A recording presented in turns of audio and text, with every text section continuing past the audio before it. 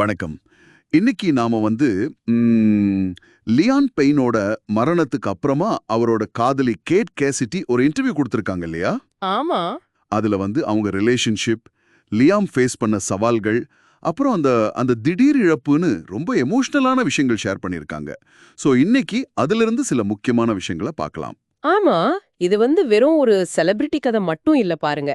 இதுல காதல், இழப்பு, மென்டல் ஹெல்த் போராட்டங்கள், அப்புறம் துக்கத்தை எப்படி ஹேண்டில் பண்றதுன்னு நம்ம எல்லாருக்குமே கனெக்ட் ஆகுற மாதிரி நிறைய விஷயங்கள் இருக்கு. சரிதான்.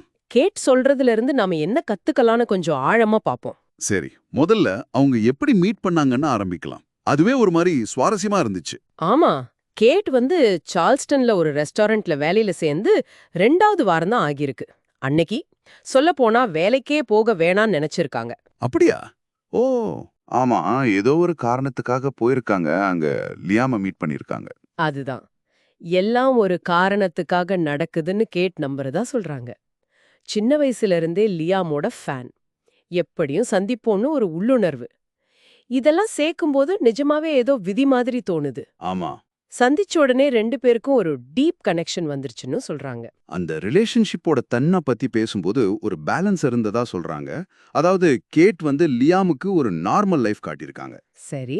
லியாம் கேட்டுக்கு ஒரு ஃபேரி டேல் மாதிரி ஒரு வாழ்க்கையை கொடுத்திருக்காரு. ஆனா முக்கியமா என்னன்னா, இவ்ளோ ஃபேம் இருந்தும் லியாம் ரொம்ப ஹம்பிளா இருந்ததுன்னா அவங்கள ரொம்ப கவர்ந்துச்சுன்னு சொல்றாங்க. ஆமா. அந்த பணிவு அது ரொம்ப முக்கியம் இல்லையா? ஏன்னா அந்த உலகத்துல அது ஒரு ஆழமான உறவுக்கு நல்ல அடித்தளமா இருந்திருக்கும். கரெக்ட். ஆனா அந்த ஃபேரிடேலையும் சில கஷ்டங்கள் இருந்துச்சு. லியாமோட மென்டல் ஹெல்த், அந்த அடிக்ஷன் போராட்டங்கள் பத்தி கேட் ஓபனா பேசுறாங்க. ம். ஆரம்பத்துல அவங்களுக்கு அது சரியா புரியலையாம். ஏன் இவரால நிறுத்த முடியல அப்படின்னு கூட யோசிச்சதா ஒத்துக்கிறாங்க. இங்கதான் ஒரு முக்கியமான பாயிண்ட் வருது பாருங்க. அடிக்ஷன்ங்கிறது ஒரு வீக்னஸ் இல்ல.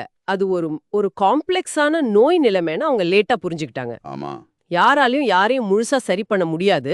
ஆனா நம்ம சப்போர்ட்டா இருக்கலாம்னு அவங்க சொல்றது நிஜமாவே ரொம்ப பவர்ஃபுல்லான வார்த்தை. இது மாதிரி சூழல்ல இருக்கிறவங்களுக்கு நீங்க எப்படி உதவலான்னு யோசிக்க வைக்குது. அப்புறம் இன்டர்நெட்ல வர்ற நெகட்டிவ் கமெண்ட்ஸ் லியாமை எப்படி பாதிச்சுது, அது கேட்டு கஷ்டமா இருந்தப்போ லியாம் எப்படி ஸ்கிரீனுக்கு பின்னால இருக்கிறவங்க சொல்றதெல்லாம் கண்டுக்காதன்னு சப்போர்ட் பண்ணாருன்னெல்லாம் சொல்றாங்க. ம். மூலமா ஹெல்ப் பண்ண ட்ரை பண்ணிருக்காங்க. அந்த மியூச்சுவல் சப்போர்ட் அதுதான் முக்கியம். ஆனா அந்த சப்போர்ட் இருந்தும் அந்த சோகம் நடந்துருச்சு. ஆமா, லியாமோட மரணச் செய்தியை கேட்டது அது ரொம்ப கஷ்டமான ஒரு தருணம். அர்ஜென்டினாலேருந்து திரும்பி வந்த 3 நாள்ல ஃப்ளோரிடால தனியா இருந்தப்போ லியாமோட ஃப்ரெண்ட் மூலமா நியூஸ் வந்திருக்கு. ஐயோ. முதல்ல நம்பவே முடியலன்னு சொல்றாங்க. பயங்கர ஷாக்.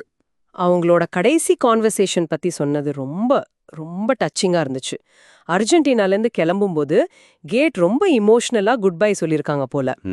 அப்போ லியாம் சிரிச்சுக்கிட்டே, என்ன இது, இதுதான் கடைசி தடவை பாக்குற மாதிரி இப்படி ஃபீல் பண்றேன்னு கேட்டாராம். அந்த கடைசி நிமிஷங்கள் அப்படி அமைதியா அழகா இருந்தது, ஒரு விதத்துல ஆறுதல் தருதுன்னு கேட் சொல்றாங்க. அந்த இழப்புக்கு அப்புறம் அவங்க கடந்து வந்த அந்த துக்கத்தோட நிலைகள், முதல்ல ஒரு மாதிரி மறுத்து போனது, அப்புறம் சோகம், கோபம், முறையா ஒரு ஃபியூனரலுக்கு போறது, அதுவும் லியாமோடது, வெட்டிங் ட்ரெஸ்ஸுக்கு பதிலா துக்க உட போடுற மாதிரி யோசனைகள், இதெல்லாம் அந்த வலியோட ஆழத்தை காட்டுது. ஆமா. ஆனா இந்த துக்கத்துக்கு நடுவுல கேட் எப்படி தனக்கு ஒரு ஆறுதலை தேடிக்கிறாங்கங்கிறது அது நிஜமாவே கவனிக்க வேண்டிய விஷயம்.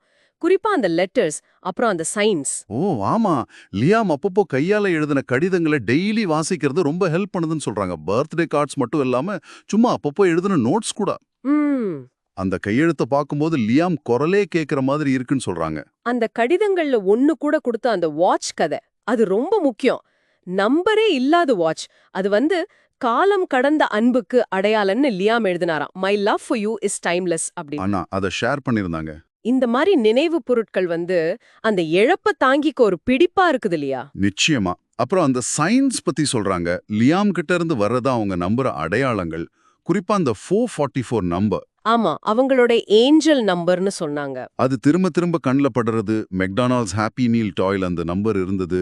எல்ஏல ஒரு ஹோட்டல்ல லண்டன்ல பார்த்தா அதே வால்பேப்பர் இருந்தது. ஒரு ரெஸ்டாரண்ட்ல திடீர்னு ஒன் டைரக்ஷன் பாட்டு போட்டது. இதெல்லாம் லியாம் கூடவே இருக்கிற மாதிரி ஒரு ஃபீல் கொடுக்குதுன்னு அவங்க நம்புறாங்க. பாருங்க, இந்த அடையாளங்கள்ங்கிறது துக்கத்திலிருந்து மீண்டு வர்ற அந்த பயணத்துல ஒவ்வொருத்தரும் தனக்கான ஒரு வழியில ஆறுதலையும் அந்த இணைப்பையும் தேடுற விதம் இது ரொம்ப பர்சனல். ஆ, இந்த கேட் கேசியோட பேட்டில் இருந்து நம்ம என்ன எடுத்துக்கலாம்னு பார்த்தா இது ஒரு ஆழமான காதலோட கதை. அதே சமயம் அந்த ஃபேம், வெளிச்சத்துக்கு பின்னாடி இருக்கிற போராட்டங்கள், திடீர்னு வர இழப்போட வலி, அப்புறம் அந்த துக்கத்திலிருந்து மீண்டு வர ஒவ்வொருத்தரோட தனிப்பட்ட வழி, இதெல்லாம் காட்டுது. ஆவா.